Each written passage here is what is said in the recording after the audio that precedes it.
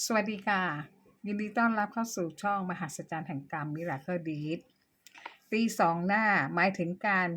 เข้าได้ทั้งสองฝ่ายที่มีความขัดแย้งหรือการเป็นศัตรูกันประจบสอพอทั้งสองฝ่ายปลิ้นปล้อนหลอกลวงหน้าไหว้หลังหลอกทำดีต่อหน้ารับหลังนินทาลักษณะของคนตีสองหน้า1จะไม่มีส่วนร่วมในเหตุการณ์ร้ายๆ เวลาที่เกิดเรื่องราวเหตุการณ์ร้ายๆต่างๆหรือมีการปะทะกันคนตีสองหน้ามักจะไม่อยู่ในเหตุการณ์นั้นจะล่องหนหายตัวไปแต่เป็นผู้อยู่เบื้องหลังของเหตุการณ์นั้นๆโดยยุแย่ให้เกิดเรื่องร้ายๆขึ้นมาสำหรับตัวคนตีสองหน้าเองจะทำตัวเป็นพระเอกนางเอกที่แสนดีสุภาพอ่อนน้อม 2. เก่งในเรื่องสร้างภาพลักษณ์คนตีสองหน้ามักเก่งในเรื่องสังเกตนิสัยคนว่าเป็นคนมีลักษณะนิสัยอย่างไรก็จะยกข้อบกพร่องของคนนั้นขึ้นมาพูดเป็นประเด็นยุ่ยแย่ต่างๆนานาและสังเกตดูว่าฝ่ายตรงข้ามมีการคล้อยตามระดับไหนแล้วถ้าฝ่ายตรงข้ามไม่เชื่อสิ่งที่คนตีสองหน้าพูดเขาจะหยุดพลิกลิ้นทันทีเชื่อว่านัก เสี่ยมมือโปรร้ายลึกแบบดูดีมีชาติตระกูล 3. เป้าหมายชัดเจนคนตีสองหน้ามีเป้าหมายที่ชัดเจนว่าสิ่งที่ทำแล้วเขาจะได้ประโยชน์อะไรตอบแทนใครคือเหยื่อที่จะเล่นงานและผลของการยุแย่ต้องสำเร็จเห็นผลไม่ได้พูดลอยๆ 4. ปากว่าตาขยิบคนตีสองหน้าจะสร้างภาพลักษณ์ที่ดีมากต่อหน้าผู้คนทั้งหลายแต่อีกด้านหนึ่งของคนตีสองหน้าจะทำตรงกันข้ามกับที่แสดงออกมาให้ใครๆเห็นยกตัวอย่างเช่นด้านหนึ่งเป็นคนมีธรรมะธรรมโมแต่พอรับหลังผู้คนก็เป็นนักเล่นการพนันตัวยง 2. ด้านหนึ่งเป็นนักสังคมสงเคราะห์ช่วยเหลือผู้คนแต่เบื้องหลังครอบครัวตัวเองแตกแยกนอกใจคู่ครองตนเองมีชู้มากมายเจตนาของคนตีสองหน้าจะพูดใน5ลักษณะ 1. ต้องการพูดกดดันให้เหยื่อรู้สึกว่าเป็นคนที่ไร้ค่า 2. เหยื่อเป็นคนไร้พลังไร้อำนาจ 3. ขาดความเคารพนับถือตนเอง 4. เหยื่อถูกกดขี่ 5. ทำลายความหวังเมื่อไรก็ตามถ้ามีใครขัดใจคนตีสองหน้าไม่คล้อยตามไม่เห็นด้วยกับสิ่งที่คนตีสองหน้าพยายามพูดจะหลุดแสดงอาการโกรธน้ำเสียงเปลี่ยนตะคอกใส่คู่สนทนาทันทีเพราะพื้นฐานคนตีสองหน้าจะเป็นคนที่อิจฉาริษยาไม่ต้องการเห็นใครดีกว่าตนเพราะต้องการกดให้คนอื่นอยู่ตกต่ำคุณลองสังเกตดูว่ากำลังพูดอยู่คนตีสองหน้าหรือเปล่าโดย 1. หลังจากที่คุยกับคนตีสองหน้าแล้วตัวเราเองมีความรู้สึกว่าแย่ว่าไร้ค่าไร้อำนาจขาดความนับถือในตนเองถูกกดขี่ถูกทำลายความหวังหรือเปล่า 2. สังเกตดูว่าคนตีสองหน้าจะเล็งไปหาเหยื่อที่มีอำนาจน้อยกว่าตนถ้าคุณมีความรู้สึก2ข้อนี้ให้ดีดตัวเองออกมาห่างจากคนตีสองหน้าทันทีเรียกว่าคนคนนี้เป็นคนที่เป็นพิษ Toxic Personality ทุกยุคทุกสมัยทุกสังคมมักมีคนตีสองหน้าจำนวนมากปะปนอยู่ในทุกวงการสวมหน้ากากเข้าหากันเสแสร้งแกล้งทำเพื่อหลอกลวงคนอื่นเพื่อให้ตนได้รับผลประโยชน์มากที่สุดคนพวกนี้ต่อหน้าทำเหมือนรักและหวังดีต่อเราอย่างเหลือเกินแต่พอรับหลังจะไปนินทาให้ร้ายต่างๆนานาให้เราเสียหายแต่พอเจอหน้ากันยิ้มแย้มแจ่มใสเหมือนไม่มีอะไรเกิดขึ้นดังเรื่องที่จะเล่าให้ฟังดังต่อไปนี้มีกลุ่มผู้หญิงเป็นเพื่อนกัน10คนอายุเฉลี่ย50-70ปีผู้หญิง3คนเป็นเศรษฐี3คนเป็นพี่น้องกันชื่อเจนนี1นี2นี3เป็นแม่ม่ายผู้หญิงผู้หญิง3คนเป็นแม่ค้าขายของในตลาดบ้านอยู่ใกล้กับเจ๊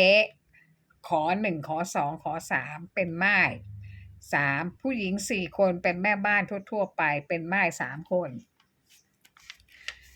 มีสามี1คนคนที่มีสามีชื่อเจ๊มอ1ซึ่งเป็นเจ้าของเรื่องราวทั้งหมดในวันนี้เธอเป็นคนตีสองหน้า คนอื่นชื่อเจ๊ม2ม3ม4บุคลิกของเจ๊ม1เป็นคนหน้าตายิ้มแย้มแจ่มใสพูดจาดีอ่อนน้อมถ่อมตนช่างพูดช่างคุยเข้าได้กับคนทุกคนทุกเพศทุกวัยเธอชอบไปเยี่ยมบ้านเพื่อนของเธอคนนั้นคนนี้ทีทุกครั้งที่ไปบ้านเพื่อนคนไหนเธอต้องมีเป้าหมายในใจว่าต้องการได้อะไรจากเหยื่อของเธอ 1. เจ๊ออไปเยี่ยมบ้านเจนนี่3คนพี่น้องที่เป็นเศรษฐีที่รวยมากมีฐานะมั่นคงเป็นคนใจดีมีน้ำใจชอบช่วยเหลือเพื่อนเป็นสายเปย์เธอจะเรียกเพื่อนทั้ง10คนมากินเลี้ยงทุกเดือนเพื่อถามทุกสุขของแต่ละคนเจนี่เห็นว่าทุกคนแก่แล้วจะเจอหน้ากันได้สักกี่ครั้ง เจ๊ม1มาที่บ้านของ3พี่น้องนี้เล่าเรื่องครอบครัวเพื่อนว่าเป็นอย่างนู้นเป็นอย่างนี้3คนพี่น้องฟังแล้วเฉยๆไม่สนใจในสิ่งที่เธอพูดพอเจ๊มเห็นว่าไม่มีใครสนใจสิ่งที่เธอพูดเธอก็เปลี่ยนเรื่องของเธอเป็นเรื่องของลูกสาวเธอถูกไล่ที่ขายของไม่มีเงินไปเช่าที่ใหม่พอเจ๊นีหนึ่งได้ยินก็เลยบอกอนุญาตให้เธอและลูกสาวขนของเข้ามาขายที่ตึกของเธอที่อยู่ในตลาดย่านธุรกิจ แต่อีก5ปีหมดสัญญาเธอต้องจ่ายค่าน้ำค่าไฟเองกว่าจะครบ5ปีเธอน่าจะมีเงินสามารถขยับขยายได้แล้วและทุกอย่างก็เป็นจริงลูกสาวเธอมาขายของที่นี่ฟรีๆจนสามารถเก็บเงินซื้อทาวน์เฮาส์ได้1หลังแต่เจ๊มอและลูกสาวไม่เคยซื้อของไปเยี่ยมบ้านเจนนี่3คนพี่น้องเลยไม่เคยขอบคุณไม่สำนึกบุญคุณที่ตัวเองมีบ้านอยู่ทุกวันนี้เพราะเจนี่ให้โอกาสมาขายของในแหล่งธรรมะเลทอง2ต่อมาเจ๊หมอไปเยี่ยมบ้านของเจ๊ขอ1 2เจ๊ขอ2 3ซึ่งอยู่ใกล้ๆกันเธอใช้แผนการเดิมๆไปนินทาว่าเพื่อนของเธอแต่ไม่มีใครสนใจในสิ่งที่เธอพูดโดยเพื่อนแม่ค้าบอกลำพังขายของในแต่ละวันก็ยากลำบากมากพอแล้วไม่อยากไปยุ่งเรื่องของคนอื่นที่ไม่เกี่ยวข้องกับเราเมื่อใช้แผนนี้ไม่ได้ผลเธอก็กล่าวขอยืมเงินเพื่อนเจ๊ขอ10,000ขอ20,000ขอ30,000รวมทั้งหมดเธอได้เงินมา60,000โดยที่แม่ค้าทั้ง3คนไม่รู้ตัวมาก่อนเลยว่ากว่าจะรู้เรื่องก็ถูกยืมเงินไปครบทั้ง3คนเรียบร้อยแล้วต่างก็ทำใจว่าสูญเงินแน่ไม่ได้คืนแน่นอนและก็เป็นจริงเช่นนั้นพอทวงเงินเธอก็ทะเลาะกับเพื่อนทุกคนด่าว่าเพื่อนต่างๆนานาเจ๊ม1ผ่อนชำระเงินให้แต่ละคนได้แค่2-3ครั้งก็เบี้ยวไม่ให้อีกเลย3สามีเจ็บป่วยเธอพาสามีไปรักษาที่โรงพยาบาลรัฐที่มีชื่อเสียงแห่งหนึ่งหมอบอกว่าต้องทำบอลลูนหัวใจ1เส้นซึ่งมีค่าใช้จ่ายเส้นละ120,000ในสมัย20กว่าปีนั้นหมอถามว่ามีปัญหาเรื่องการเงินหรือไม่ให้พูดความจริงจะได้หาทางช่วยกันระดมเงินทุนช่วยคนไข้เจ๊ม1ตอบด้วยความมั่นใจว่าเงินมีจ่ายแน่นอนพร้อมจ่ายเงิน เธอใช้มือตบกระเป๋าสตางค์ของเธอหมอก็นัดวันทำบอลลูนหัวใจพอถึงวันอนุญาตให้คนไข้กลับบ้านได้ต้องเคลียร์ค่าใช้จ่ายกับแผนกการเงินเธอบอกว่าเธอเอาเงินมาแค่15,000จ่ายไปก่อนและทำสัญญาขอผ่อนชำระ3เดือนหมดการเงินถามหมอยอมหรือไม่ถ้ายอมคนไ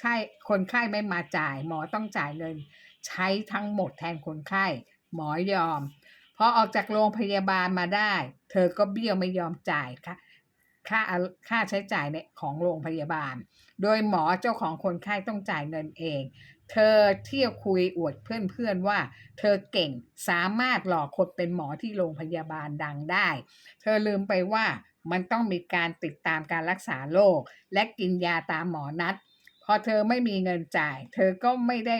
มาตามนัดเธอไปรักษาที่โรงพยาบาลเอายาใกล้ๆบ้านไม่นานนักสามีของเธออาการหนักหายใจไม่ออกเธอรีบมาฉุกเฉินที่โรงพยาบาลเดิมอีกแต่หมอเวรคนละคนกันไม่รู้เรื่องหมอบอกว่าต้องทำบอลลูนเส้นที่2ซึ่งมีค่าใช้จ่าย150,000มีปัญหาการเงินอีกไหมเธอตอบว่าไม่มีปัญหาเธอมีเงินให้หมดทำบอลลูนให้สามีเธอได้เลยหมอจึงนัดวันทำบอลลูนพอถึงวัน กลับบ้านเธอต้องเคลียร์ค่าใช้จ่ายทั้งของเก่าและของใหม่อีกแผนกการเงินไม่ยอมและแจ้งให้หมอทราบว่าเรื่องของประวัติคนไข้รายนี้เป็นแบบนี้หมอตกใจมากเธอบอกหมอว่าวันนี้จ่ายก่อน 30,000 ที่เหลือผ่อนชำระ3เดือนหมด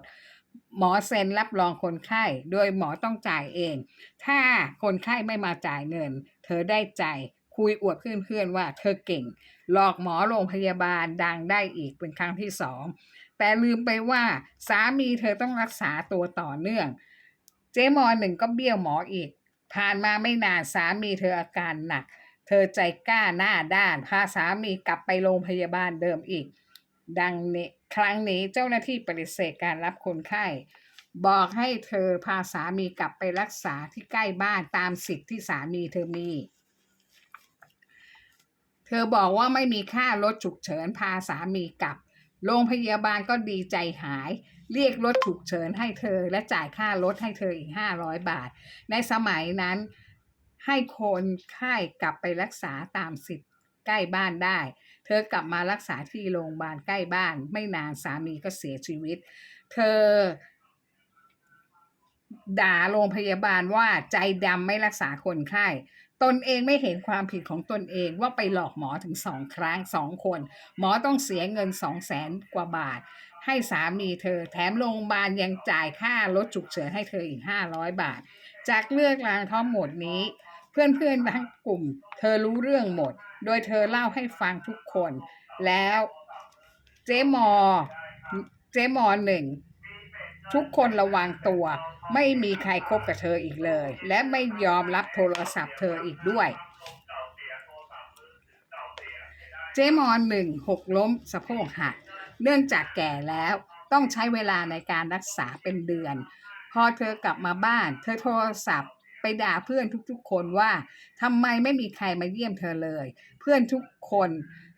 ตอบไม่ว่างที่จะมาเธอบอกว่าไม่ว่างก็โอนเงินมาเยี่ยมไข้ได้ทุกคนเงียบไม่มีใครพูดด้วยเลยเธอโทรศัพท์ไปทวงเงินค่าเยี่ยมไข้จากเพื่อนทุกคนวันละหลายครั้งจนเพื่อนไม่ยอมรับโทรศัพท์เธออีกเลยทุกคนพูดกันเสียงเดียวว่าเจ๊มอหนึ่งเป็นบุคคลดังกล่าวที่น่ากลัวมากมีพิษรอบตัวฉะนั้นทุกคนตัดขาดไม่มีใครยอมคบเป็นเพื่อนอีกเลยส่วนตัวเธอและลูกสาวเมื่อหลอกเงินคนเรื่องค่ารักษาพยาบาลเรื่องยืมเงินเพื่อนไม่จ่ายยังกล้าไปทวงเงินค่าเยี่ยมไข้จากเพื่อนๆทุกคนโทรจิกวันละหลายครั้งจนทุกคนไม่ยอมรับสายเธออีกสิ่งที่เธอทำฉาบหน้าพอไม่ได้ดังใจเธอก็ตะคอกด่าใส่เพื่อนทุกๆคนทำอย่างกับว่าเพื่อนเธอติดหนี้เธอแสดงท่าแท้ของเธอออกมาให้ทุกคนเห็นสุดท้ายการค้าของเธอก็ไม่ดีใกล้หมดสัญญาตึกเช่าแล้วและเจ๊มอหนึ่งยังกล้าโทรไปบอกเจนีหนึ่งว่าให้ต่อสัญญาให้เธอด้วยเจนีหนึ่งปฏิเสธบอกว่าทำไมฉันจะต้องต่อสัญญาให้เธอทำไมฉันจะต้องเสียเงินให้เธออีกในเมื่อฉันให้โอกาสเธอทำมาหากินในทำเลทองว่าฟรีๆ5 ปีแล้วทำไมเธอไม่ขยับขยายหาที่ใหม่ก็ทะเลาะกันอีกหาว่าเจนีรังแกคนจนคนนี้น่าสงสารน่าสมเพชน่ารังเกียจมากไม่สำนึกบุญคุณเพื่อนยังไปด่าเขาว่าไม่ได้ดั่งใจที่ตนต้องการสวัสดีค่ะ